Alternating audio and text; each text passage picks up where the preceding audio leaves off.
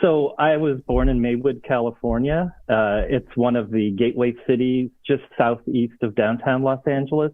Okay. And it was really an immigrant starting ground for lots of immigrants. And when my parents moved there, they're both immigrants from Germany.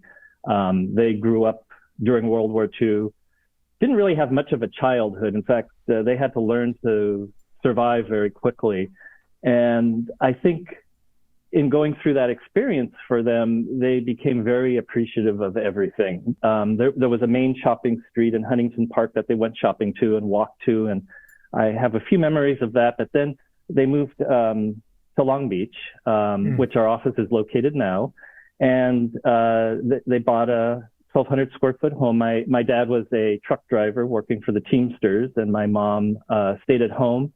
As immigrants, they didn't have a lot of money. So they chose to live in a neighborhood that was very walkable. My dad would take the car to go to work, and my mother would otherwise be stranded. And so they chose to live in a very traditionally planned area. I guess a pre-war neighborhood would be the right term. A grid of streets. There was residential neighborhood that spilled onto a main street where you could walk to your butcher, to your grocery store, to the bank, to the hardware store, and then my favorite place, the toy store. And, even though we didn't have a car at that time, we were very mobile, and we ran into people, and community became a very important thing for both myself and our family. And the other thing that was interesting is that we lived in an area where planning practices collided. There was the pre-war Long Beach with the grid and the walkability, and then there was this post-war neighborhoods that were springing up right adjacent to this that were very suburban in nature, cul-de-sacs, winding roads, houses that didn't front streets but had walls against the major corridors, very inwardly focused, and not very walkable. It was, as a kid bicycling around, if you knew a grid, you knew how to get to A to B pretty easily. But when you had these cul-de-sacs and you didn't live there, it was definitely more difficult to move around and understand where you were in the city. And I think, seeing these two ways of living, because I had friends that lived in both types of neighborhoods, I started to look at how cities were planned and built. And at the same time, a lot of my friends lived in these pre-war homes that were very distinctive. They were Tudor or Craftsman homes or Spanish homes. And I started to want to make friends, not as much for the friendship, but just to see what kind of house they lived in. and to get into their house and just, it's nothing creepy, just to understand how the house was laid out and how the lighting worked, because certain styles were much more darker and inwardly focused. And then there were these other homes that were brighter and cheerier. And then I discovered this mid-century home that a friend had, and went there and just thought, oh my God, this is amazing. The floor-to-ceiling glass, the indoor-outdoor relationship, just rooms that kind of flowed into each other, and it was just so different than anything I knew. And I just wondered who thought of this. And my friend's dad said, well, it was designed by Ed Killingsworth, who was a case study architect out of Long Beach, and probably one of our best-known architects that has ever created work in Long Beach. And I thought, oh my gosh, this is amazing. And so I was in high school. I was taking mechanical drawing classes. I always loved, I'm an only child, so I always loved building cities and just building things with either Legos or Lincoln Logs or blocks. And Lincoln Logs, yeah. And then I had my best friend who had 18 brothers and sisters, and so he always wanted to come to my house because it was like like a seminary. It was very quiet and calm and peaceful. We could build towns together and wake up in the morning and they were still standing. And I always wanted to go to his house because there was, the cat getting thrown into the pool. Someone was always getting in a fight. There was action. There was, 3 sets of breakfast rounds because there were so many kids. And so it was just a lot of fun to growing up and kind of, even though I was an only child, still being connected to this large family. And they actually had also a very contemporary, more of like a Brady Bunch styled home, which I liked because there was this indoor-outdoor relationship with the pool and how light came into the space. It was just a really beautiful place. And even though they had all these kids, it still felt very spacious and flowed really well and could absorb all its action. So that was kind of my childhood. And as I was taking these drafting classes, I kept hearing about Ed Killingsworth and seeing him in the newspaper. And there's a restaurant called Hoff's Hut. It's on Long Beach Boulevard, very close to his office, which I live fairly close to where he worked. And I saw a picture of him in the newspaper one day, and I went to Hoff's Hut and I saw him at the counter. And I learned that he was there every Thursday night. His wife was a really famous performer at the Long Beach Terrace Theater. So he didn't have any dinner Thursday night and would go to Hoff's Hut to eat. And so I knew I had him captive. That's amazing. So I went and sat at the stool next to him and introduced myself and started going every Thursday, knowing he was there. And luckily he was willing to listen to me and give me advice. He was in his later years in his profession, and I think he was much more reflective and was willing to share a lot of his ideas and thoughts in life with me, which was just as good as going to school. It was just such an incredible experience. And this was when you were in high school? This is when I was in high school. That's pretty cool. Your parents were like, where are you going every Thursday night? I'm going to talk to an architect. And my parents, being immigrants, really barely knew what an architect was. Sure. And so I think they were intrigued too and learned a lot through me talking to Ed and then sharing what I knew about Ed to them. That's amazing. So, he spoke a lot about his homes and his later work in Hawaii. And he a lot of people probably don't realize he had a great affinity for landscape architecture. He worked almost solely with Ed Lovell, a landscape architect that was also in Long Beach, and always spoke about the importance of landscape work. And just as we're talking now, I'm realizing that really did strike me because I've always enjoyed working in the yard and being at Studio 111 here. I've established a landscape studio about 8 years ago, and we have now a dozen people working there. So it's amazing the influences that you have when you're younger that you have no idea how it'll impact some of the decisions and choices you make in the future. I'm amazed that you managed to find him at a restaurant every Thursday, and that you approached him and he was willing to sit down. You guys would have, I'm just visualizing, you guys would have pie together or something like.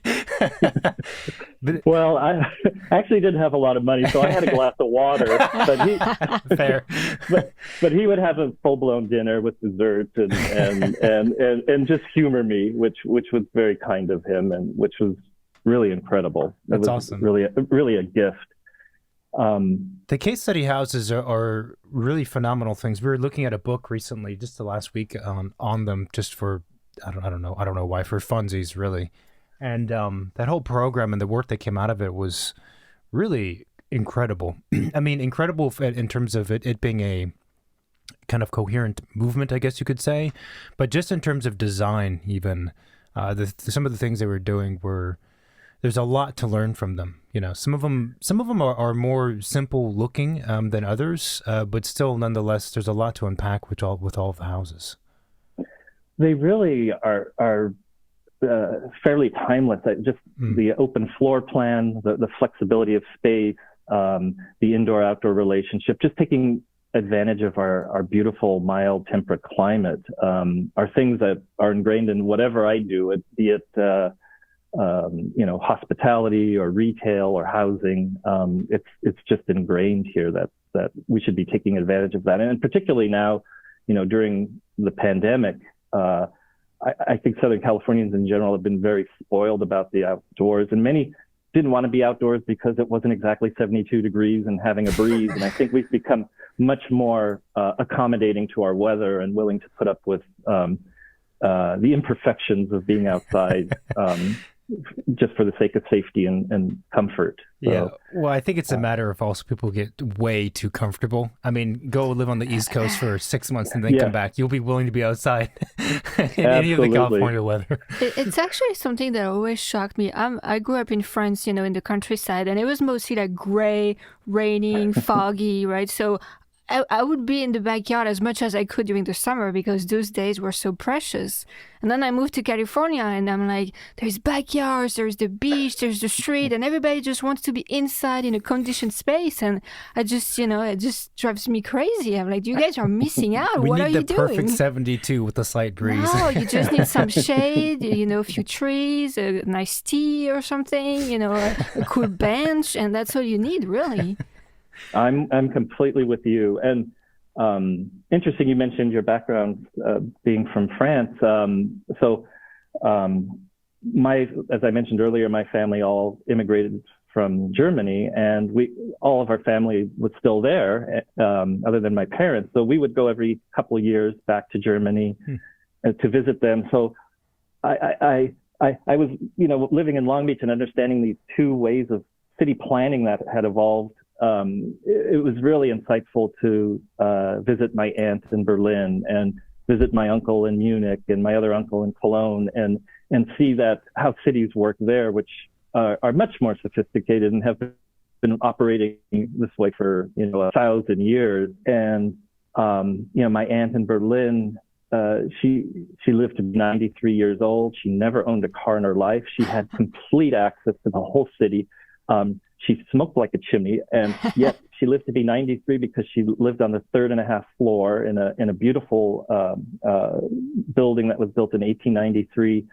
And she had to take the stairs every day. There was no elevator, and she had to walk to get to the bus station or to the metro or to get her groceries. And so she was just a very healthy, sturdy woman. And I loved where she lived. She lived in Kreuzberg, which before the wall came down was a very kind of alternative place to live. There were a lot of kind of German war widows there. And then it was the rest of Germany said it's where all the nuts and bolts rolled to when the country tilted to Berlin and to this Kreuzberg area, which had a very strong artistic scene. And I think really inspired me to appreciate the work of artists and the impact they had on cities and just how she lived in these hosts. There are these hosts. So you have a street lined with buildings on both sides, usually ground floor retail or sometimes housing, and then 5-6 stories of housing above.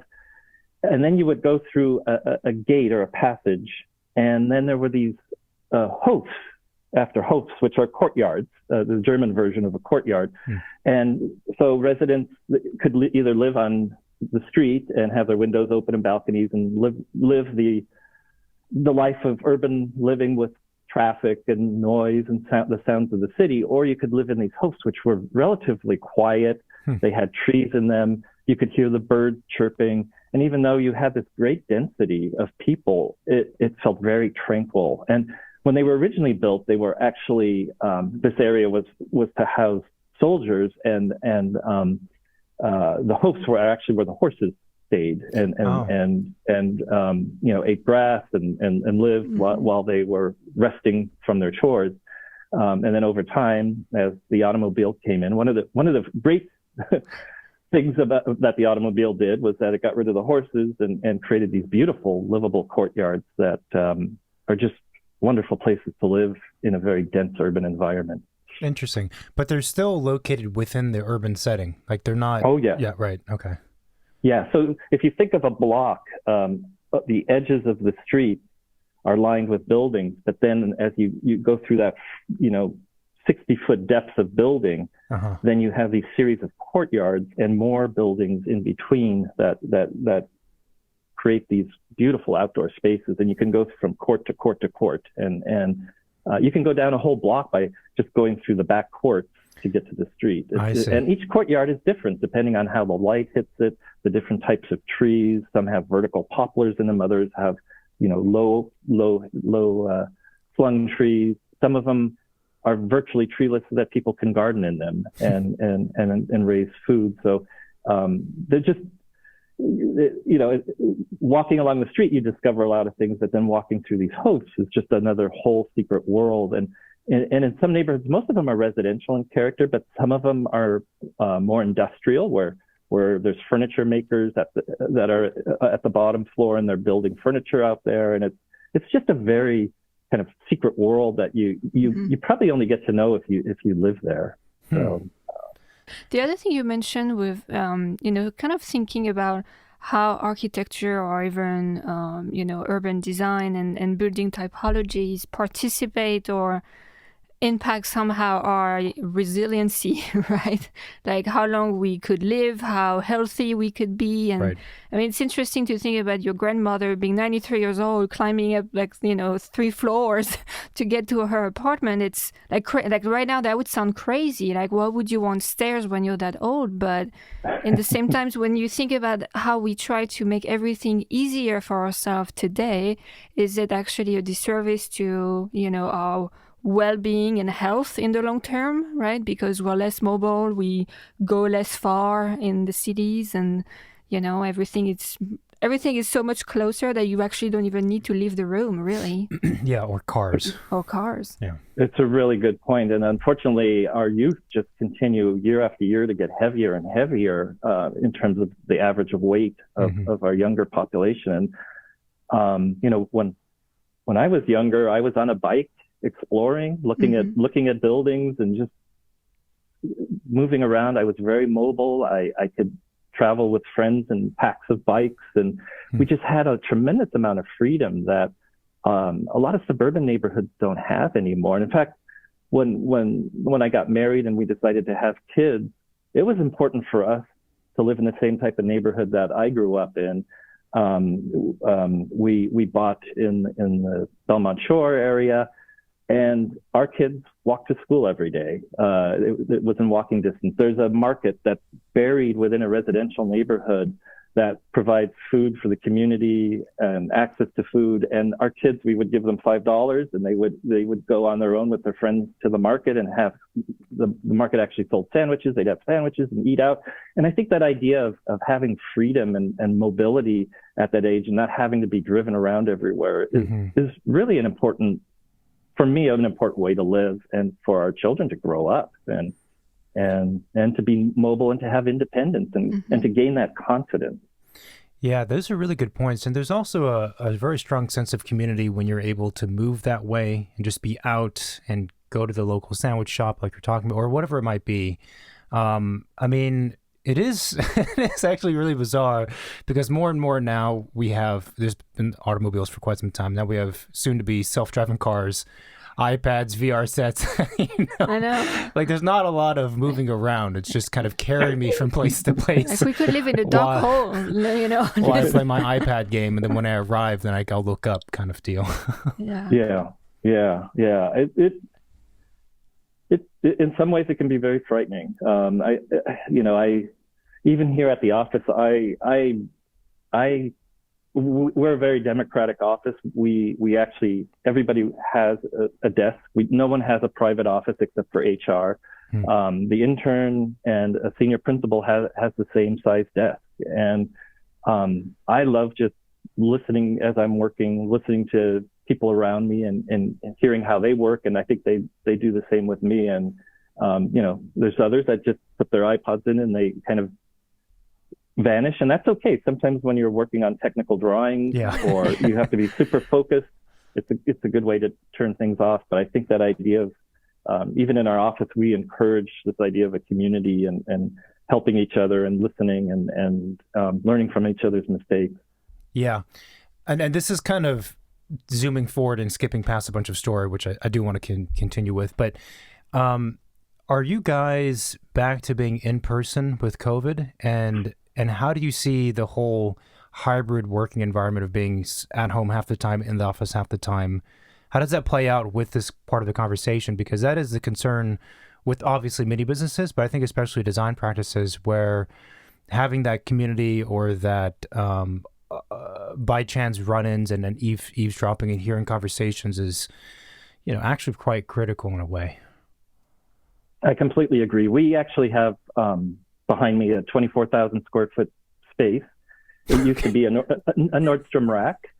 And we were in a corporate high-rise, and because our mission is really about repairing and revitalizing cities, it seemed like a disconnect to be on the 25th floor of a high-rise. We had beautiful views of the city, and it was interesting to see the city in that light, but we were so disconnected from the street. Mm-hmm. And when our lease came up, I was in charge of finding a new place, and I was really intrigued by this area called the downtown core in Long Beach. It was a beautiful old urban area that got basically destroyed during urban renewal. They put in a mall. That mall lasted 20 years, was demolished, and then a reincarnation of the area was called City Place that created an outdoor walking environment. They brought the street grid back in. But it was still single use, mostly retail, a little bit of housing above some of the buildings. And we came down here because, again, 20 years later, it was tired. It was 60% vacant. And we said to ourselves, I think we could make a difference here. Mm-hmm. And we activated the old Nordstrom rack, which was this close to becoming a dollar store. And we just thought that's not going to really change the character of this area. And we said, well, what if we brought, 150 architects down here and gave this a new look. And I will get to your question. No, it's fine. But so we came here. It's LEED platinum, well gold. It's full of natural light. It's a really beautiful place. It was humming, and then the pandemic hit, and it's been sad because we only have about 30 to 40% occupancy compared to what we have. So there's people around, but I still remember it when it was just buzzing. And we don't mandate anyone to come in, though. I think people are realizing over time that working at home isn't as great as it always is. I think our technical staff likes it more because they can focus on drawings and just knock out details and really, work through things uninhibited. But our design staff, we meet weekly to go over projects. We sketch. The ideation phase is still something that I think a lot of us like to work together on. And then to your point, this idea of chance encounters and, seeing people and just having a thought in your head and running there, that you might not take the effort to make a phone call and or a Teams call is still much more dynamic. So we will always have an office here, but we have realized, and personally, I love people. I love action and movement and the hustle and the bustle. And we've brought in other tenants that are creatives as well. We have a firm that does ADUs, and we don't do ADUs, so it's no competition for us. And they've taken a number of desks in our studio. We have Cal State Long Beach. They have a program called IIE. It's the Institute of Innovation and Entrepreneurship. They didn't want to be on a stuffy campus. They wanted to be in a cool space like ours. And so they actually work to support startups, and hopefully, over time we'll have the next Google or Facebook within Long Beach. So they're here. We have an advertising firm that has 20 desks. And I have to say, having these other folks in here, again, just kind of broadens your perspective on life and what they're doing and what's important to them. And so much so that we're actually thinking of having a work share program to use some of the desks that are empty as one component to activate the space. And then the other thing that we are working with the city of Long Beach with is to create this urban lab where we have lecture series here on, and we've done these in the past, but it was really more through our lens, but maybe having it through a broader Long Beach community lens where the city might fly someone in from South America to talk about transit or to talk about housing and to use our space for that forum. I didn't realize that in City Hall, you can't have alcohol. And sometimes our best ideas and discussions are over a drink. And so I think the city would like to have more events here to solve some of the issues that are confronting cities today. And so our office is evolving. And though the pandemic took its toll on the buzz and the activity that's here, disruption happens, and we're very flexible, and we're going to continue to bring the energy back. What's really interesting about all of that, I think there's a lot of interesting things. One, I don't know how many architecture offices exist within a formerly or some Nordstrom's rack, and not enough. With the specific idea in mind of that's part of the office's mission is to reuse spaces like that. On top of the fact that it's Nordstrom's rack. That's a great narrative. Yeah.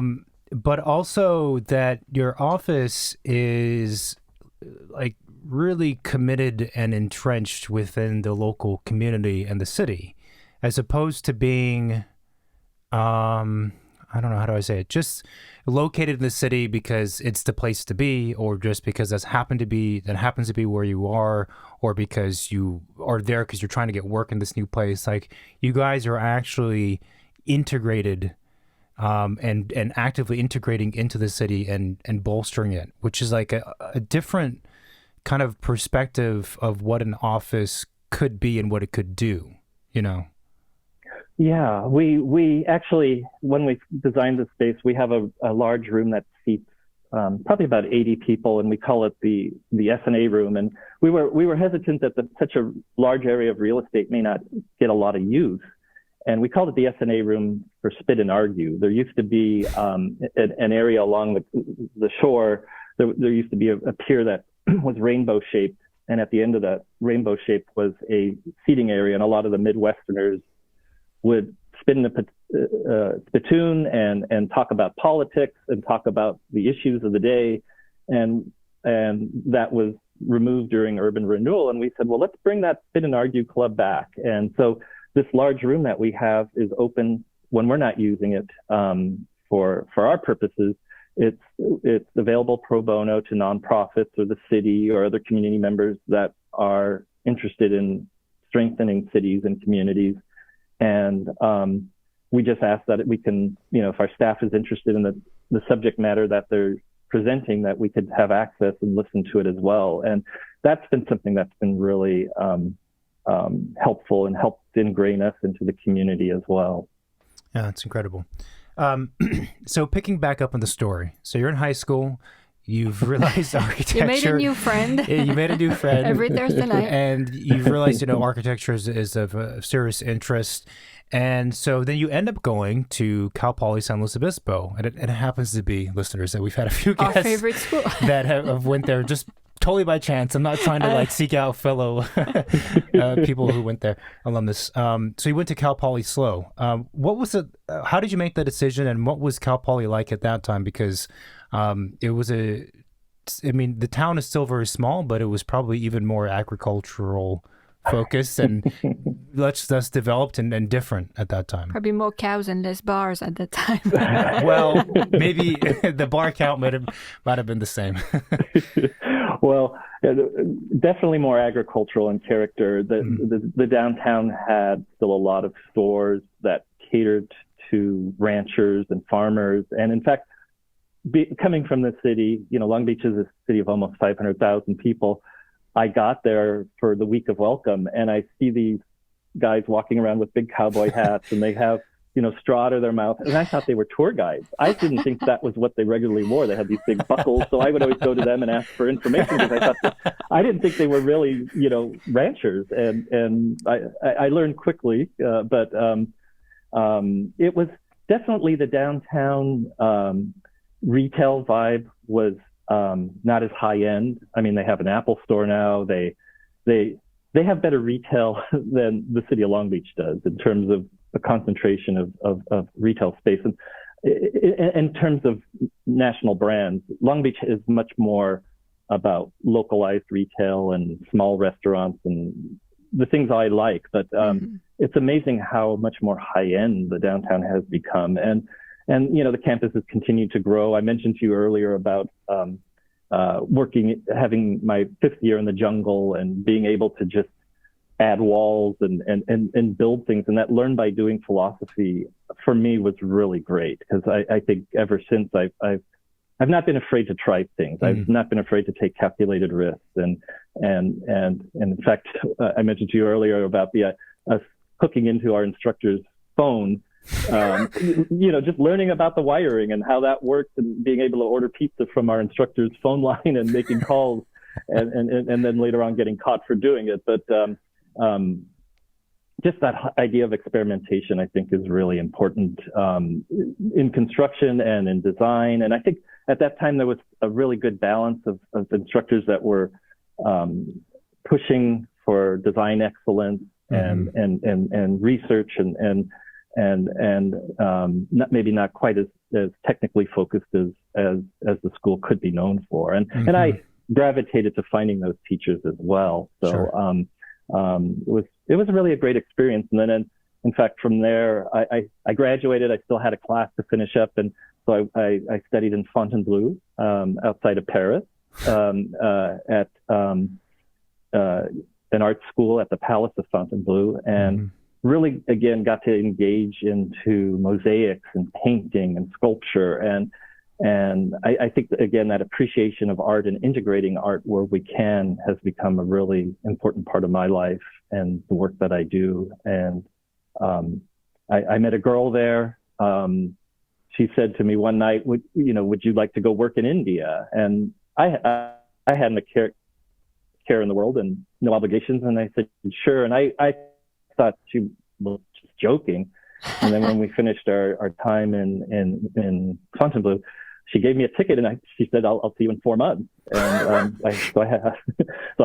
I went and lived in Berlin with my aunt and hauled coal around. I needed to, I wasn't that fluent in German. And so I actually, these old buildings were still operating on these Kachelofens, these ceramic ovens that you would put coal in, and then they would radiate heat out of them to heat the space. And a lot of the older war widows weren't able to carry the coal up the stairs because there were no elevators in the building. So that was my job, is I would haul coal up to all these different apartments. And so I got to see inside them, and all these ovens were different. Some of them were green and had squirrels on them. Others were just very simple and plain and probably remodeled. And it was another way of getting into people's places to just see how people lived, and which I found really fascinating, and actually made enough money to to continue to travel, and then went on to India. So that's a crazy story. When you were at Cal Poly, did you study any kind of urban design? And a more specific question is, because it might not be the case, but did you know or have David Brody as an instructor? I did know David Brody. Yeah. And unfortunately, I did not have him ever as an instructor. I'd say I was pretty dialed into architecture at the time. At my 5th year, I looked broader and looked at larger scale projects. But my first few years was more of a traditional architectural trajectory. Yeah, I asked because we know him. He's actually been on the podcast, which was a very interesting and wild conversation to have. But he was, I think, at that time, the closely associated with the Fontainebleau program. I think, yeah. And was the Fontainebleau program at that time? Did they still have the? Because now it's just the music and architecture. But I know at one point in time they had music, architecture, and art was, I think, the third leg. It was, art was the third leg, and the mosaics and the sculpture and all that was what I gravitated to. And actually, I won, I think it was Prix synthesis. I'm not pronouncing it correctly, but the synthesis of all these practices was considered a strength by the instructors there of mine. So that was really fun. And so, tell us about your time in India. I also think it's amazing someone would buy you a ticket and say, okay, see you there in a few weeks. Yeah. So I I went there with another gentleman from the program. We landed in, at the time it was called Bombay. It's Mumbai now. And I had no idea what I was getting into. I grew up in the US and then lived in Europe, and I was pretty shell-shocked the first couple days. The poverty and the intensity of smells and colors and textures were just so different and otherworldly. And it was shocking at first, and then you just embrace it and come to love it. And the people there are just so friendly and so kind. And we took a ferry down to Goa, which is a Portuguese colony, and all the buildings are whitewashed, kind of a plaster whitewashed, and more of a European planning set up town. It's on the beach. It's really idyllic and just a very beautiful place. And then from there we went to Bangalore, which right now is a predominantly tech city. At the time, it was a textile place, and there were just shops, hundreds of shops with the old English pedal sewing machines, and they were making shirts the old-fashioned way. And I remember I wanted to have shirts made. I would pick fabric, and I would leave them a shirt and said, just copy it this size and make a dozen shirts, for $1 or $1.50 a piece. And the tailor was so specific, and he just said, "Do you want it like this, like this?" And I said, just like the shirt, just like the shirt. And finally he asked the question, and I just said, "Just make it like the shirt." And I go back a week later to pick up my shirts, and they're all missing a button down in the middle. And I said, "Why is there a button missing?" And he showed me my shirt, which was missing a button. And he said, "You told me to make it exactly the way the shirt was." And he sewed them on, and it was great. But just this sense of humor and this kind of, jab was really, really good. So from Bangalore, we went to Hampi, which is a very small village where the Vijayanagara Empire at its height was about 800 years ago. And these are just old stone temples that are crumbling over time. And through the British Institute and Dr. George Michel, he usually has around 30 to 50 people that come there every winter. And some of us are architects. We were measuring temples and drawing them up.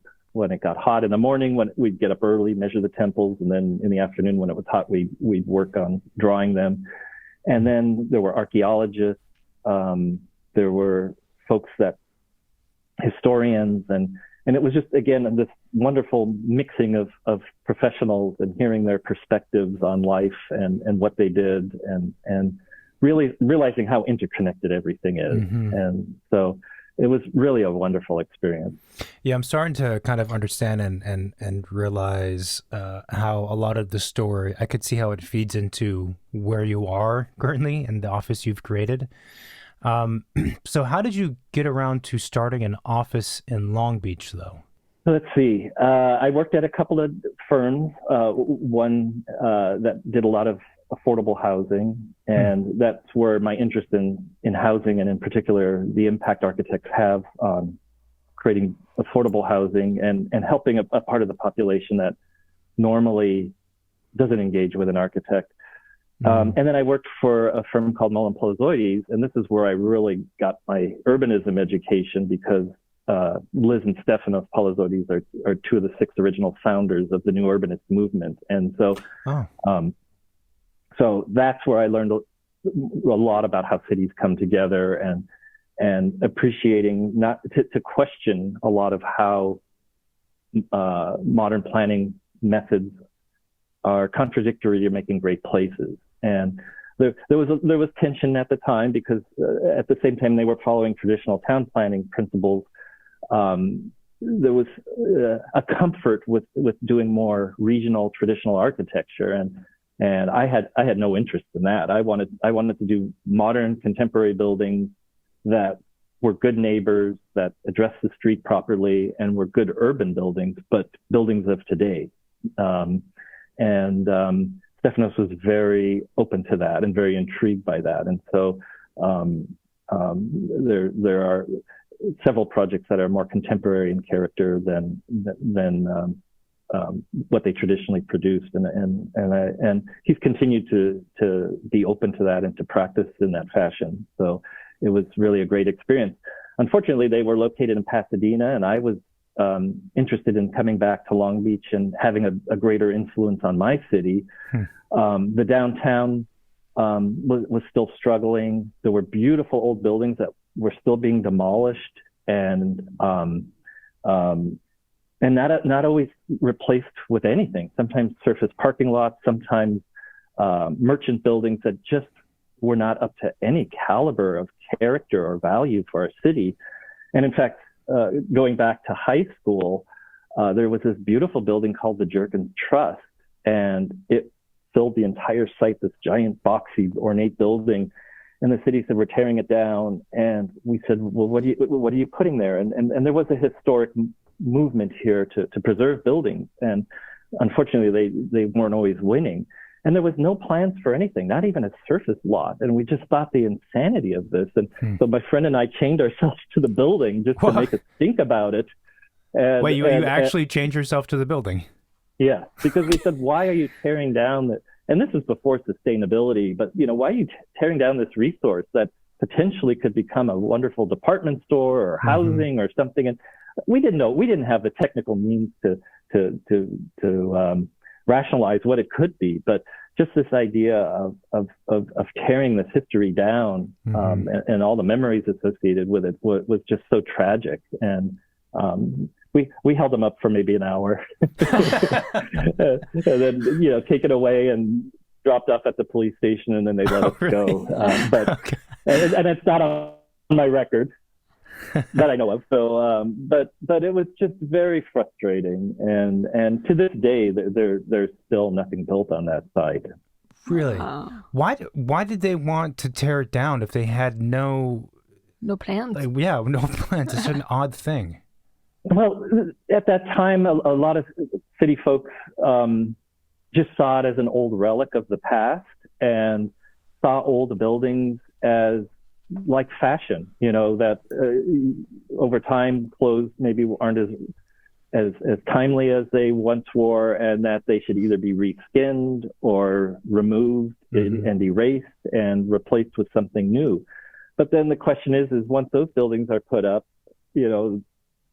do they lose their life as well and need to be torn down? Yeah. And in fact, the City Hall, which was a brutalist structure, was recently torn down, and I was as much against that as tearing down the 1920s Jerkins Trust building, because a lot of these buildings have a scale and mass to them that should be adaptively be reused. And a lot of our work is adaptive reuse. I think we've done over 24 projects ranging from a small house to a 9-story office building converted to housing. So I just think there's a richness. There's the sustainability component, obviously, and upcycling materials, recycling materials. I think there's just this continuity of history that's important, and capturing moments in time.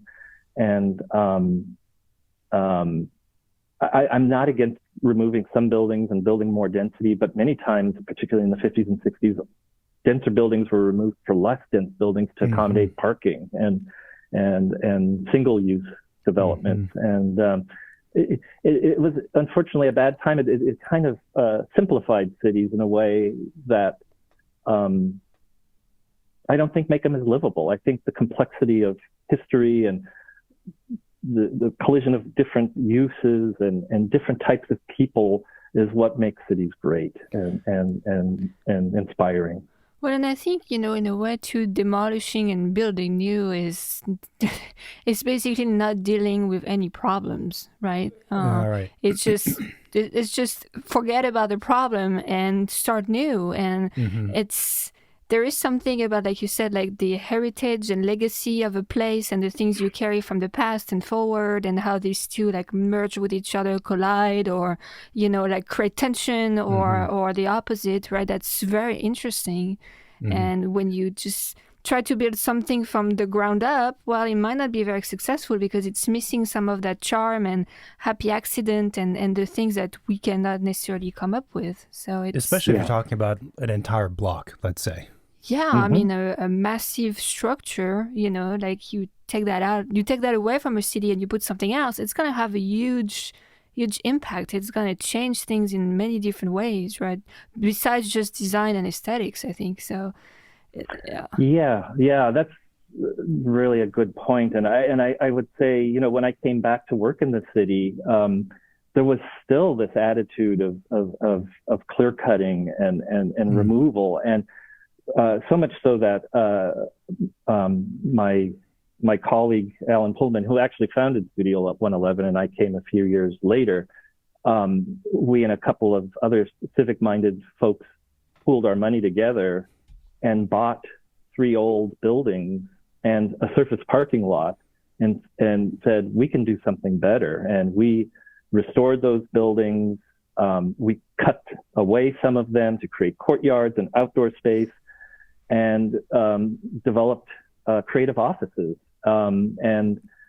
Those things actually sold faster and at higher prices than we could have imagined, because there was nothing like it around. And the city, to their credit, got it and said, hey, we'll help put in the street infrastructure. They planted some trees. They gave us money for a facade improvement program to help pay for the facade. They put in pedestrian scaled street lights to spill light onto the street. And so they became really good partners. But the private sector, we had to take control, and again, this learn by doing attitude of not being afraid to take a chance to see if it could work. And in this case, luckily it did, to create a place that was more interesting and really more of the soul of the city, and layering was really exciting for us. And we ended up, after selling the office condos, and a retail store went in, we took the surface parking lot and sold it to a developer, with the condition that we'd have to be the architect to develop a mixed use building. And that area has become one of the most charming little blocks in the whole downtown, because of this mixture of new architecture and these older buildings, and this, again, startup businesses that are in there, some retailers, and then more sophisticated retailers in the new building, and then the housing up above has just really activated the street. And to me, I couldn't be happier. And that was why we actually came down to the central part of the city to do the same thing by bringing our office here. We invested about $2.5 million the first year. And in that same year, another $19.5 million followed us. And the shops that were around us that were 60% vacant started filling up. And it's really a 6-block area that is under only 3 owners. And so one being the city. And we said to the city, Harvey Milk Park needs some help. Would you be interested in investing in it? And they said yes. And so we were able to design the park in a way that kind of forced people that park their cars in the parking structures to walk through the park to help activate it. We opened up the restaurants to front the park, whereas before they weren't. There were just blank walls against the park. We started to open things up and provide sight lines into the city. I'll say this part of 3rd Street, where our office fronts, is now one of the most active parts of downtown as well. And you might say, well, what can an office do to activate the street? And it's a really legitimate question, because you don't want desks along the street edge. So we have along 3rd Street a gallery that changes out with art. Right now we have an exhibit on the Powwow, which is a program that puts huge murals from world-class artists in our city. So there's a rotating art piece along that face. And then we have another face that fronts the promenade, and that's where we put our hospitality kitchen. So our staff eats there. Sometimes they work there, and it feels more like a restaurant than an office. And in fact, we've had people come in and ask for a menu because they think it's a restaurant. And that's exactly what we want. We want this blurriness between the street edge and our office environment. And then we gave up probably 50% of the frontage to other restaurants, so that we have people dining on the sidewalk and activating the street edge. And art was important. We paid to have 4 local muralists put in pieces within our studio. We have Bumblebee that has done an art panel on the outside, and people just every day take pictures of it and post it on Instagram, and it just becomes this place of layers of discovery. And these buildings were not precious. These were built in the early 80s. They were very merchant focused, kind of the bottom level of quality, and we've come back and simplified them. We've clad some of them in different materials and tried to break the scale down from this being this mega project to a more finer grain of architecture. And then at the same time, planting street trees, doing yarn bombs and adding art over time, hanging lights and having other nonprofits contribute and provide an energy that really is the soul of what makes up a city. Yeah, that's a beautiful description, and that is a great way to describe, sort of what I was saying earlier, like what you guys are doing in the office is a different kind of office. I would hope there are other architectural offices that are doing the same thing or aspiring to do the same thing, but all of what you said is, I would say, very, very unique. I was wondering about, it's one thing to kind of have ideas and to plan for certain things to happen. It's another thing to have the money to do it. I mean, you guys you're talking about, let's say sacrificing is one way to describe it. Sacrificing portions of space or spending more money to have things designed a certain way or oriented a certain way that's physically part of your office, so it creates a better edge to the street. It is hard, but we're very flexible. We a lot of it is paint. A lot of it is spending other people's money. The landlord actually, we spent the money for inside the space, but the entire facade of the building, which was a windowless facade, it was very strange. We convinced him to open it up and to put in the right glazing so that you could see into the space. We convinced him to clad one of the corner buildings in 410 steel to just break up the monotony of plaster. So it's convincing your clients that there is a greater value, and the area has uplifted. There's better stores here. Well, first of all, there's stores, yeah, but right. There's better stores here. And we've had some of our clients kind of snub and say, well, up the street you've got some stores that aren't as high end as they could be, and it's like, yeah, but they serve another part of the population that we want to have downtown, and we want that portion of the population to enjoy downtown just like everyone else. And so we like that mix and that mess and that collision of different shops that attract different people. And we want it to be comfortable for everyone. We don't want it to be just geared to a certain clientele. And so that's a continuous struggle, because as architects, we can bring a lot of value to a community and raise the cost of housing or the rent or attract only a demographic that can afford to be in the area. So when we look at projects too, we look at obviously the architecture, but we always look at what are the community benefits that we can create. And, we are firm believers. We don't, if we have a project that's going to tear down affordable housing units, we choose not to do it. A lot of our work is filling in those missing urban teeth, the parking lots that are in downtowns that should be developed into mixed-use buildings. And that's another area that we really excel at and enjoy and feel like it's a strong part of our mission. And the idea of doing affordable housing in areas, particularly before they could gentrify or become unaffordable, is important to us. We restored a 1960s office building in Santa Ana, and it's an affordable housing project with a preference for artists. And, artists can come to a community. And in fact, this happened in Long Beach, where they just started to call a part of downtown an arts district.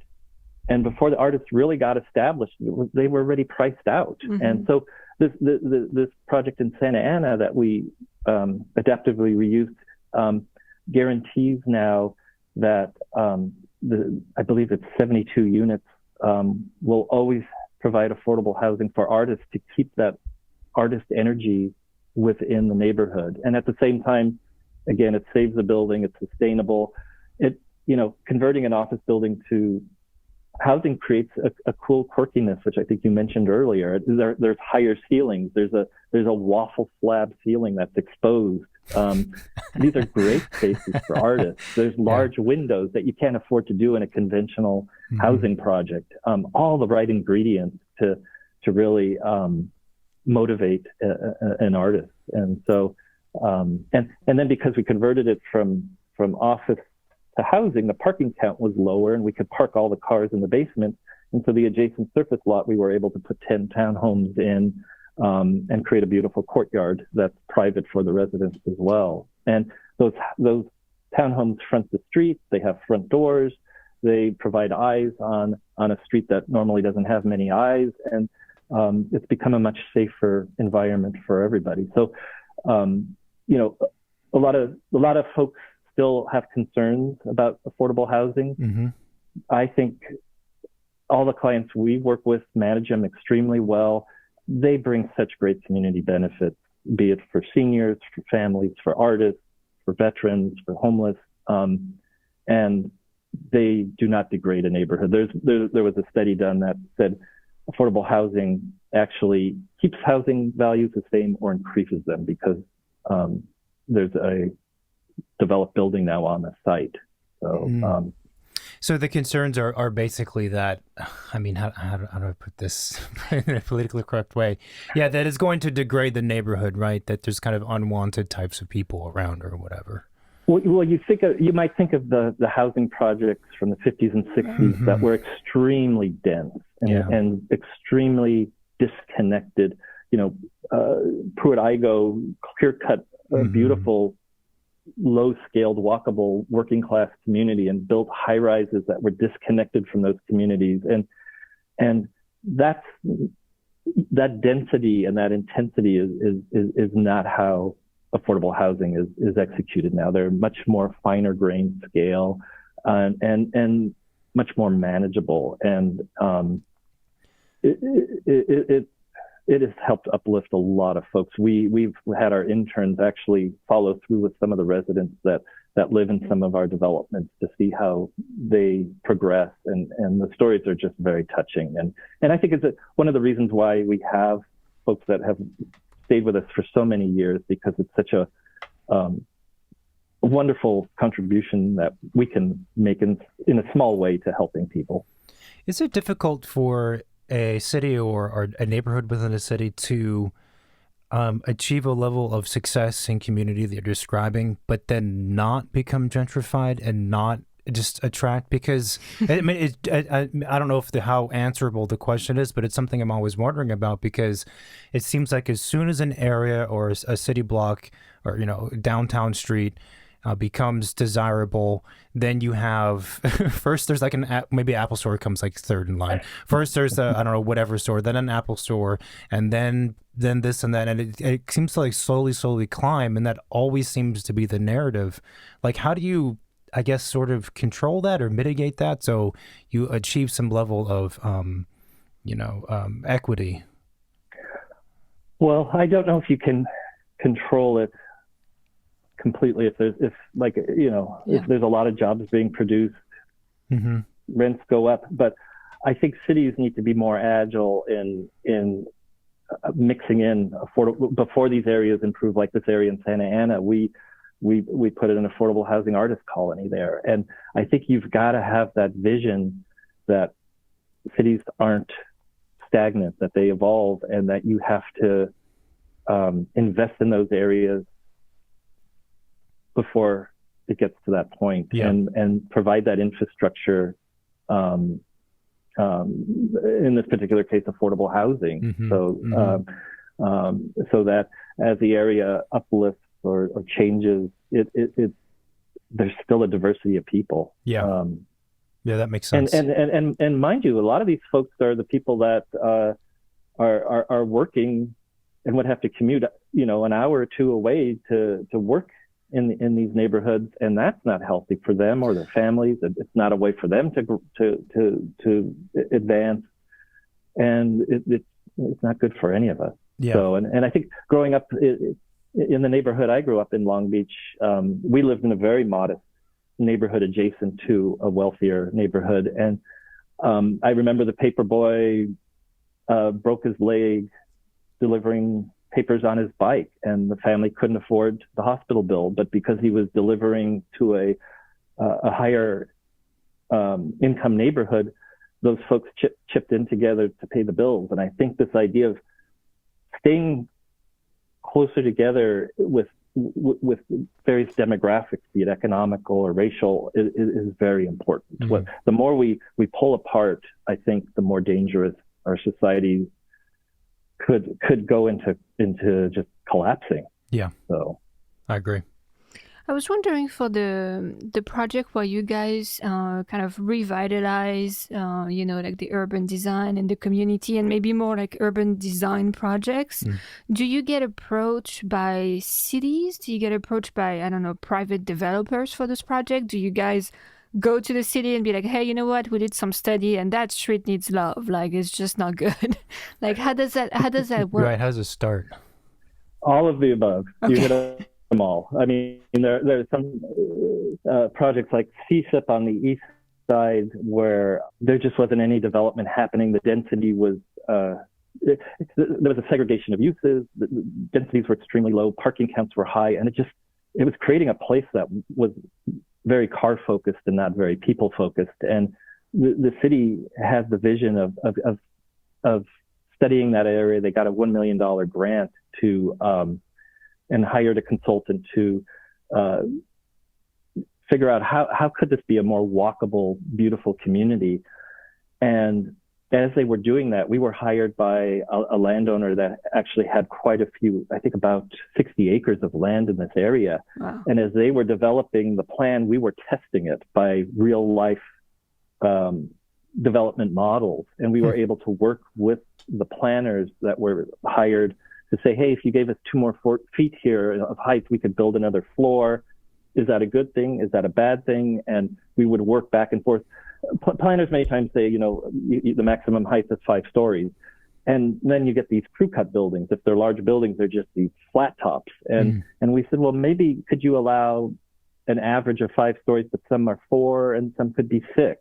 And, trying to look at things more creatively to create more interesting environments. And I think it was a really good process to go through. And in that case, we worked from the private sector, but we have been also hired by cities to look at these things. We looked at downtown Long Beach, its visioning plan a number of years ago. And I think our suggestions were reduce the amount of parking. This is a walkable area that you can walk, you can take transit. There's other options of getting around. We looked at some of the older buildings, if they were a certain size, not to require any parking, to encourage them to get revitalized. The city had a brilliant idea of coming up with a master EIR so that each project didn't have to go through CEQA, that it was by right. And the outcome of that has been 6,000 new units downtown, more retail, more all these missing teeth that were surface lots are filling in with buildings. And these tools, if they're looked at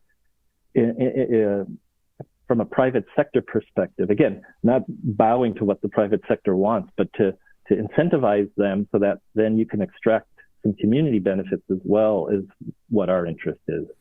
It's so complicated. How do you guys do your research? Because another thing that's kind of interesting, if anyone who visits your office's website, is you have the projects, right? And you actually have uploaded like pretty extensive research reports that anyone can view, which I think would be fascinating for clients and even fellow, designers or aspiring designers who are interested in these things to see, one, what a good report looks like, just and how it's conveyed graphically, but the amount of information. How are those researches performed? I mean, do you have like employees going out and observing street corners and blocks? Is that how it's done? Like, where do you get your information?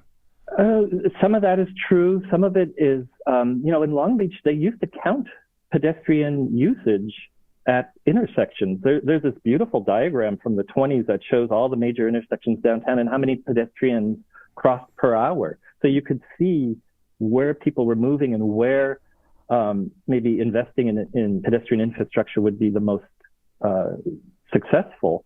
And so there's some historical data. We actually have motion loss counters that count pedestrians on both 3rd Street and the Promenade. And you might say, why? Well, we learned we learned on the Promenade, and we thought that the shops would close early on Monday night. And so we looked at the pedestrian counts, and that was the least walkable or used day in the whole week. And so we talked to our landlord and said, you should do something that night. You should have the farmer's market or a crafts fair or something, which he did. And within 2 months, it became the second busiest night of the week. And the shops opened up and stayed open later. And so this data is really important. It's really important for landlords, for tenants, for for us. So that's another way of looking at it. The other thing that we've done is you mentioned reports.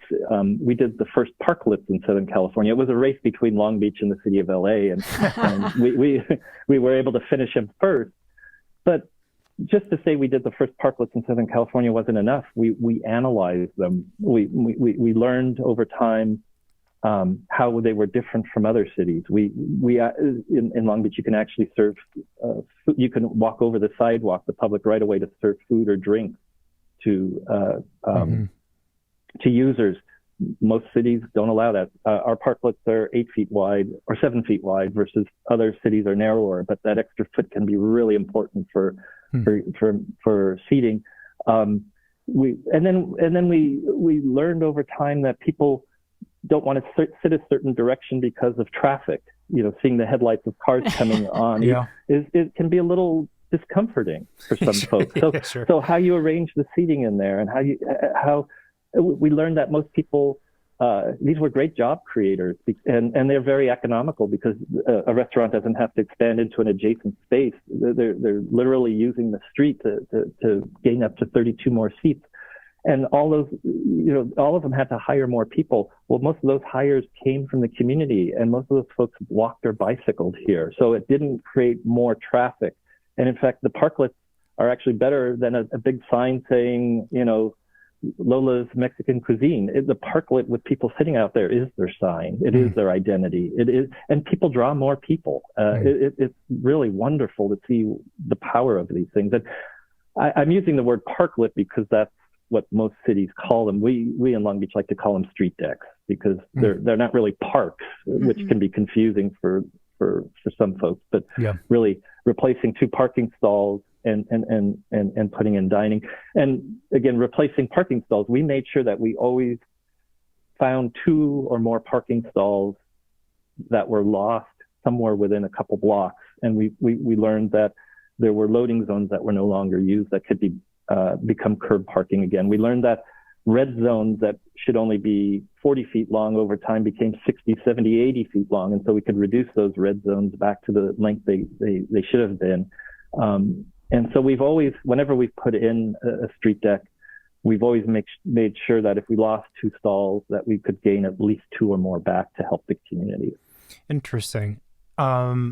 So how are you guys learning this stuff? Like, are you going out and observing the work that's been done? Like actual employees from the office going out and just seeing?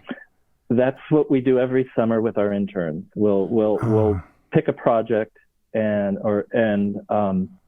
we obviously want them to learn within the office, but 1 day a week or 2 days a week, we have them out. We have them out in the city. We have them learning about how cities work or the consequences of our work. Is it good? Is it bad?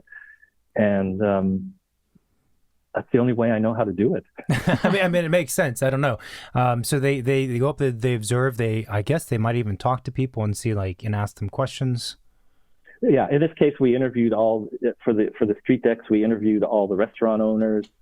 We learned how many people they hired. We actually learned that one restaurant, if it wasn't for the street deck, would have closed up because they were just breaking even every month. And this provided that extra revenue to to remain and thrive.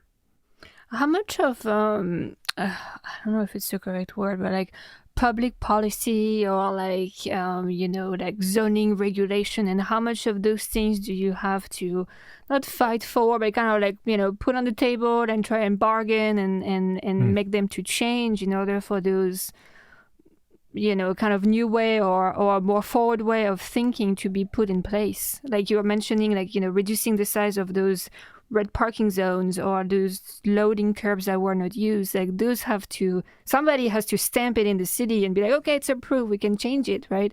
So how does it go about?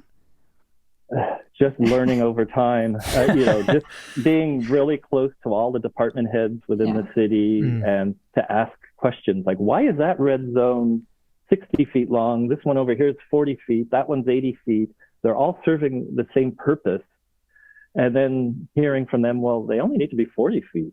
And then again, asking, well, can we make them all 40 feet? And luckily our city officials are pretty pragmatic and work, they're willing to work with us. And I think there's a layer of trust between us because I think they understand that we're not trying to take advantage of public resources. We're just trying to leverage it in a better way for community. Do you think the fact that, you personally are from Long Beach or grew up there, and that you guys are, again, very much entrenched in the community, do you think that those things are a key factor in having, in being able to have those conversations and have them go well? I think it helps. I think it helped a lot in the beginning. I think now that our reputation is beyond a single person in the office, it is easier. But I think in the beginning it did help a lot. And another example, there's a group of architects, and in fact, one of my closest friends who works for another architecture firm has really been leading the charge of how can we build affordable housing faster. A lot of cities come to all of us individually and say, how can we perform better to get this stuff built? And it's such a long, difficult answer. And so a group of us have come together to try to list these things and educate the city that we are losing many, many months of time to house people because of regulations that aren't really even serving anymore what they were supposed to do. And, we're even talking to the federal government right now, the U.S. Postal Service. There's a rule that a mail carrier cannot bring mail in further than 25 feet into a new residential development. And I think our argument is well, you'll go up to 25 feet to serve a single family home. And yet when you have a development that has 50, 60, 70 units, you're only willing to walk 25 feet in. And we have so many other challenges in that first 25 feet of a building. We have fire connections. We want to have the right urbanism, and having a mail room right on the street may not be the right. 25 feet's not very far. No. And I get it for a single family home, right? Because right now they're actually very privileged that for one single family home, a mail carrier will walk 25 feet. And yet a residential project or development that has 200 units, they won't walk 50 feet. They'll only walk the same 25 feet. So there is a board of governors within the U.S. Postal Service, and we posed that question to them, and it's floating around right now. Some of them don't know if that's even a real regulation, and others are trying to find out if there is. So, again, if we don't address it, we don't know who else. And so, and again, this isn't being led solely by me. This is a group of very talented architects that just feel that this is an undue burden to creating great projects and great communities. I'm always thinking that all cities should have their architecture board that is actually formed by practicing architects who think about these things as opposed to, I don't know, elected officials or people who just kind of climb their way up into some position of power who have no expertise in planning or urbanism, because I mean, the issues you're talking about are on the one hand so potentially impactful, and at the same time super detailed, like very specific things that, you know, like you're saying, like how would you come across them unless you were just you were doing it? You know, it's not something that you would off the cuff think about as a way to improve a city. Yeah, I would agree. I think the field of architecture is so vast and broad and touches so many areas that even if you're not a practicing architect, the skill sets that you learn are so important to making places better. And you know, unfortunately, as cities and communities have evolved, everybody's become so specialized. You know, you have your traffic engineer, you have your you have your civil engineer, and they're all looking at their part of the world and how it can work the most efficient way. And yet, by looking at it that way, we're not creating great places for people. Mm-hmm. And we almost need a people engineer. And I think that's what architects have and urban planners, urbanists have taken on is this role, because there are great places that exist in Southern California that wouldn't be legal to build anymore, and yet they're the most highly valued. They're the most used. They're, you know, just great places to be. So there's definitely something wrong with our planning process, and it is evolving and it is getting better, but it's still very incremental and painful. Yeah, you know, this actually reminds me of a question or topic or an idea that's come up a number of times on this show over the years, and more recently it's been brought up by a couple of listeners and people that we know in the profession, is the idea of trying to have more architects who, you know, are educated and know what they're doing, have practiced for some period of time, go into public policy and go into, I don't want to say become a politician, because that has certain kind of shades of what that means, but go into that space to have more serious long-term impact, as opposed to being the little person kind of battling up the hillside, if that makes any sense. It makes perfect sense. I would agree. It's and even when you have those folks in there, there's just so much inertia to not change anything. Yeah. I don't know, maybe being more political is a good thing. We had a councilwoman, I think I can mention names, Suja Lowenthal, mm-hmm. and she was a proponent for making streets more walkable. She was really a big supporter of the street deck program. She wanted to look at creating a more walkable urban downtown. She was a big proponent for the visioning plan. And I think having that and having a voice and educating the community on the value, because people by and large don't want to change anything. They're afraid of change. There's certain parts of Long Beach that could be so much better, but people are just petrified that change could somehow negatively impact them, and just leaving the status quo is at least a known, mm-hmm. and there's a comfort level with it. And so, and I'm hoping that by creating this design center here and working with the city and working with other nonprofits and other communities and other disciplines, that we can be a stronger voice to educate our community and Southern California and even beyond. Yeah. I wonder what it would take to have like every city council to have a specific role and someone titled as, like, I don't know what the title would be, architect, not the architect of the city, but something like that, you know, so it's not just... You probably need a handful of them just to be sure that, you know, you're not monopolizing the vision one way or the other. Yeah, I mean, they wouldn't be designing things, but someone whose position is always secured, and you always have someone to at least champion these issues, you know.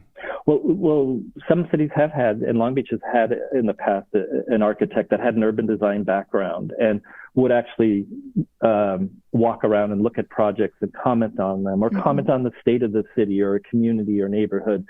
And I think that's valuable, the challenge is they also have to have a significant amount of power. Otherwise, these agencies just continue. They'll nod. They'll say, "We agree with you, Mr. Architect," but they'll nod and just keep doing what they do. Yeah. And so there's definitely a shakeup that needs to happen, and a significant amount of power. And that's, again, many times hard to change in a city structure. Architect for mayor. I was wondering, so how big is your office, and who's making the team in the office? Because you guys do all kinds of different services, right? So I'm a bit curious as what the backgrounds of the people? Yeah, what's their background? Who's the team? Well, we have, we started with probably a more traditional group of architects, but always interested in urbanism. And as we've grown, we have an urban design studio with folks strictly with an urban design background. We have a landscape studio, and but at the same time, I don't even want to call them studios. They're areas of expertise because they are so meshed together. The landscape teams and urban design teams are working hand in hand on projects. The landscape architects are working closely with the architects, and the urban planners always have opinions about our buildings on how to do things better. So it's a messy mix, and I think that, again, the right approach. The founding principal, Alan Pullman, came from a very strong retail background. I came from a very strong housing background. Bringing that together helped allow us to build very successful mixed-use buildings where not only the housing worked well, but the retail worked well. In the beginnings, many mixed-use buildings, only one of the uses worked because it was the expertise of that particular architect. We all are just obsessed with learning. Learning didn't stop at school. There's just so much more to learn in this profession and to evolve and grow. And, we're very obsessed with how can we make affordable housing less expensive? I think, as you mentioned, the public agencies can be a challenge and can delay things.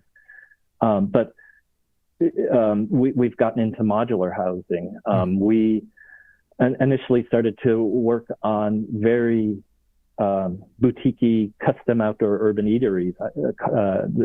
Steelcraft is our client, and we've done a couple of Steelcrafts that are kitchens within shipping containers with all outdoor space to dine in, which did very well during the pandemic. We did a project called The Roost that we restored a barn, made it into a live-work opportunity. We restored a duplex and an old filling station into retail. And we had where the gas pumps were, we put 2 shipping containers, one as a kitchen and one as a bar. And there's an outdoor dining space for people to enjoy under the trees.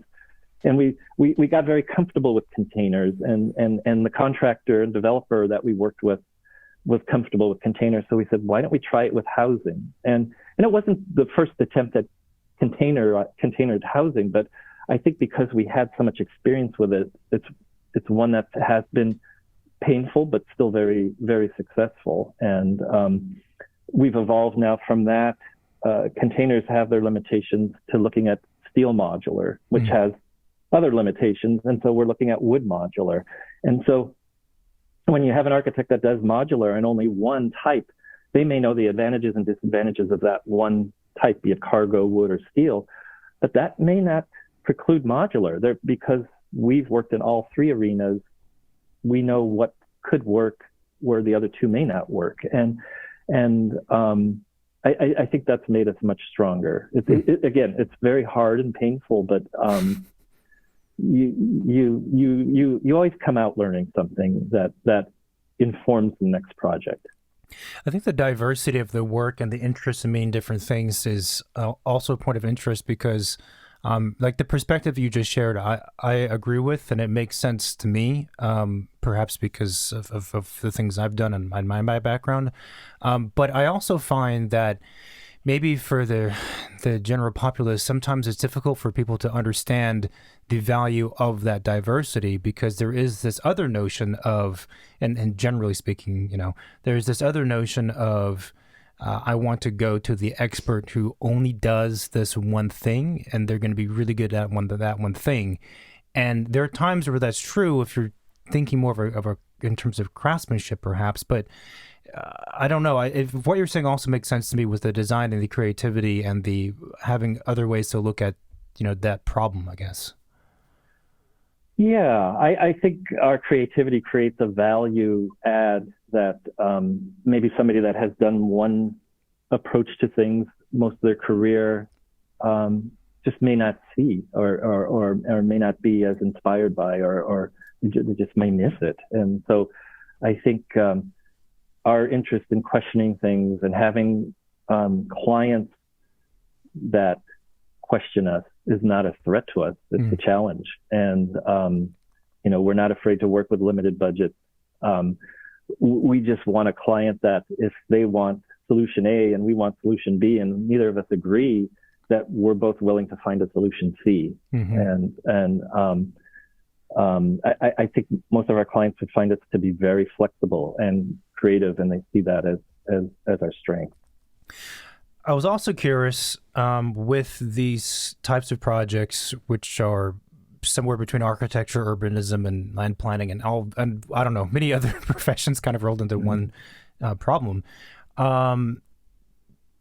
And this is also conveyed in the kind of researches that you guys do, that there's a lot of different factors at play and a lot of different micro problems and different people that have different voices, and everyone wants something different. The question is, how do you maintain some kind of design vision and clarity through all of those different things?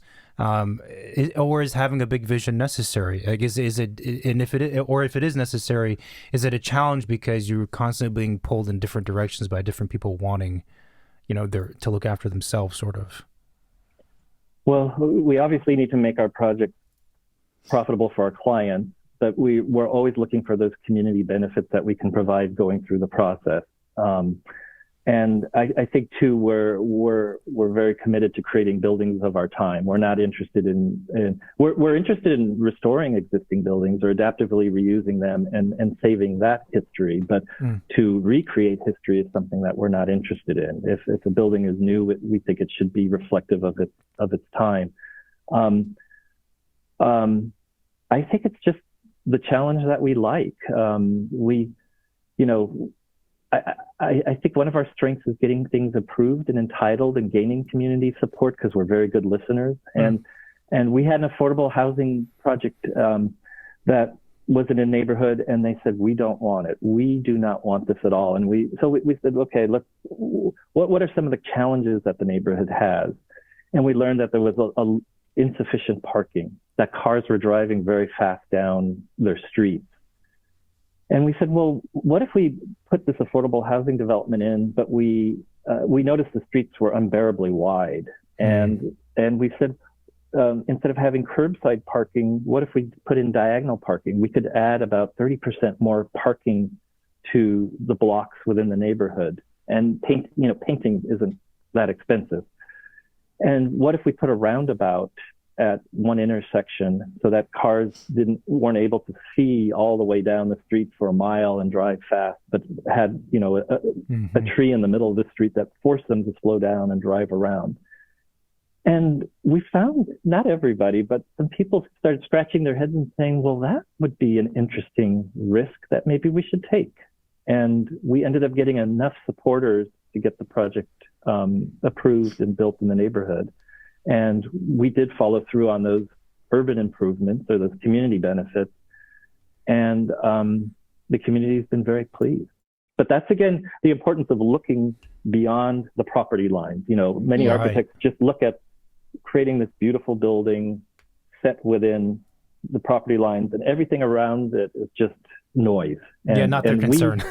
Right. And for us, understanding that noise is really important and informs our buildings and informs our work. So do you bring on board when the projects start, like the different experts in the office to kind of have an overall look at the situation, assess, and then maybe dispatch who's doing what exactly? That's exactly it. We have a kickoff meeting, and we may not have our landscape team come on for a while, but we'll have them involved in that kickoff meeting. And because of their trained eye, we have our urban design team look at it as well. And because of their trained eyes, they're looking at things very differently than our architecture team looks at. And in many ways, you might say, well, why are you having all these people in this kickoff meeting? Well, it starts us off on the right track, that we don't go in circles, or we don't go down the line and say, oops, we missed this. And well, we'll work on it on the next project. We avoid a lot of that. And that's not to say it's always a linear process. There are times when we do have to back up a little bit and to go forward again. But we find it an investment well made. No, it makes sense, because if you talk to any one of all these professionals and you ask the question of when would you like to be brought on board on a project, they're like, day one. I want to be at the very first meeting always, even if I'm the structural engineer or whoever, and I come down later in the process, I want to be there so they can at least have their eyes on it. And it makes total sense, because you can at least potentially see opportunities or avoid issues even on day zero. Way ahead, yeah. I would say that's the same thing with sustainability as well. You've got to have that eye in there as well. And again, it's a lot of times forces that are tugging at each other, even internally, and we have to make decisions on what is most important. We come up with goals right away on a project. And as we go through the process, we always, when we come to a crossroads of what should we do this or should we do that, we always go back to the goals we produced and see which approach would be best for those initial goals. And those goals have to be bought off by the city, by our client, and because many times clients will start to waver and see some other shiny gem that they want to go after, and it's our job to reel them in and say, well, on this development, this was really important to us, and if those original goals aren't important anymore, then let's have that discussion. But a lot of times it's just getting distracted and having those distractions that aren't always helpful. Yeah, that's an interesting point, because that is that is an issue with these projects that take so long. I mean, certainly the projects you do, and even we do single family houses. It's the clients, when they start to wander. Not that they shouldn't go look at other things. That's fine, but I think one of the things that maybe clients who don't have design backgrounds don't understand versus a designer is that for the designers and for the architects, a project is a process of building up knowledge, and you build up a base of knowledge and you build off of that to some degree, right? And as you said, it's not always linear, but that's what you're trying to work toward. Otherwise, you have no direction. Otherwise, the thing just can crumble at any moment.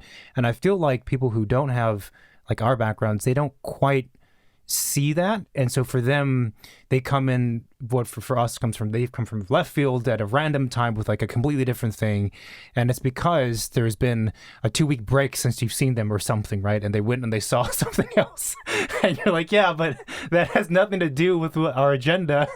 You're really giving me a heart attack here. Like, what is this conversation going to be like?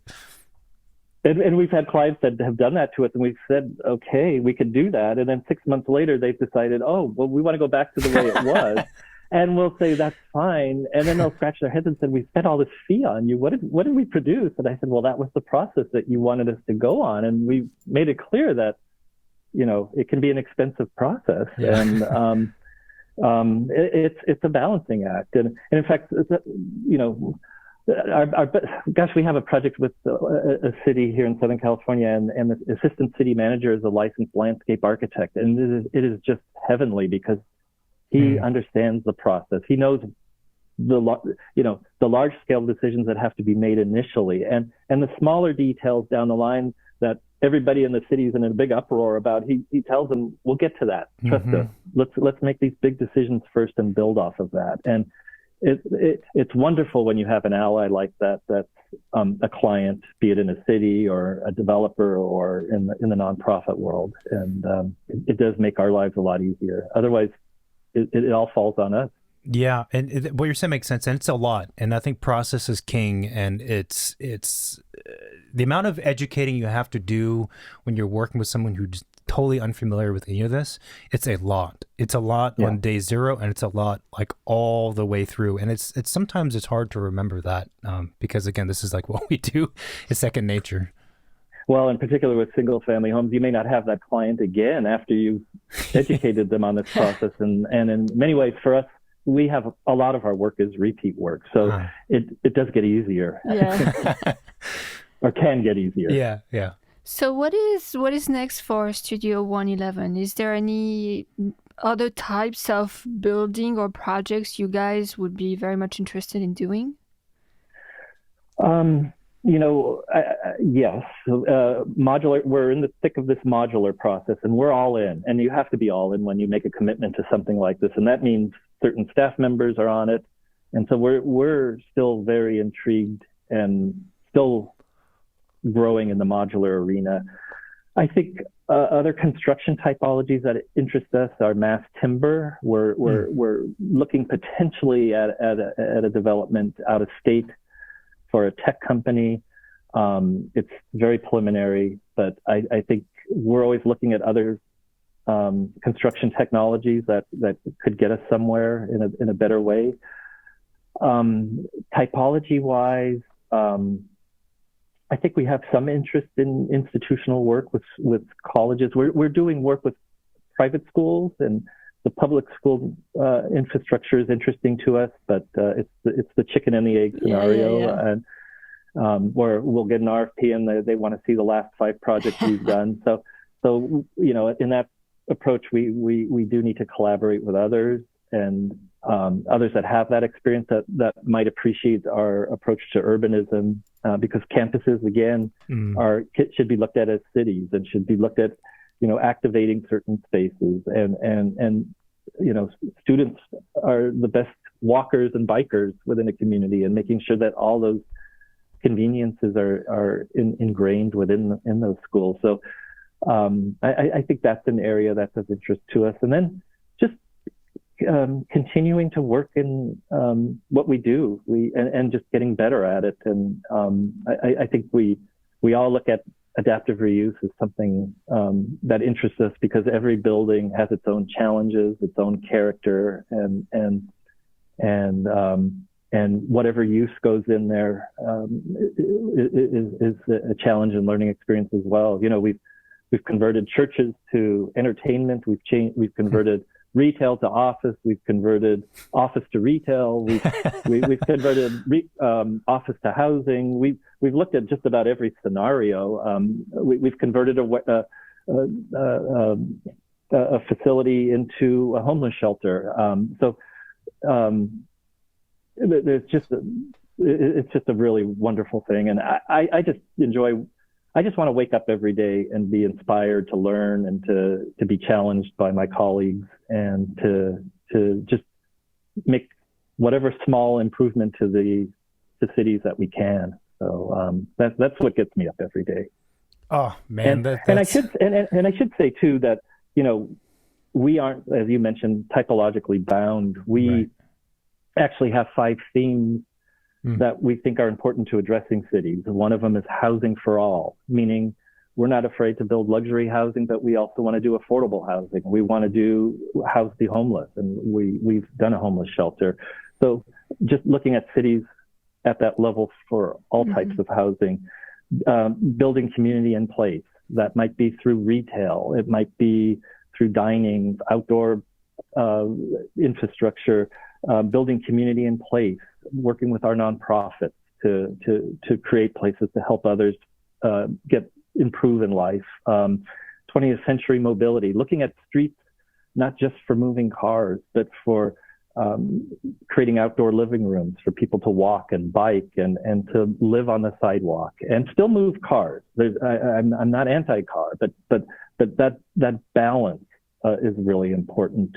And then looking at things through a lens of equity and sustainability, and always looking at community benefits, and not just what our client needs, but can we also integrate other things that help the community that aren't a burden to our clients. And I think that's the criteria that we look at, and not, is it an office building or is it a residential building, but how does this make a city better and more livable? You guys are going to be kept busy, that's for sure. You've listed like every aspect there is to creating a good city. There's a lot to do. There's a lot to do. Well, this was a fantastic conversation. Michael, thank you so much for being on the show. We can continue the conversation for sure. There's plenty more to talk about. There's another probably 12 hours of content we can cover. So thank you again. Thank you so much. Well, you're very welcome, and thank you for having me on board. It is an honor. Hi, everyone. Thanks for watching this video on YouTube. If you like what we're doing, then please support our show by hitting that subscribe button and liking and commenting on our videos. You can also find us on most of the social media, Facebook, Twitter, and Instagram. We're mostly on Instagram.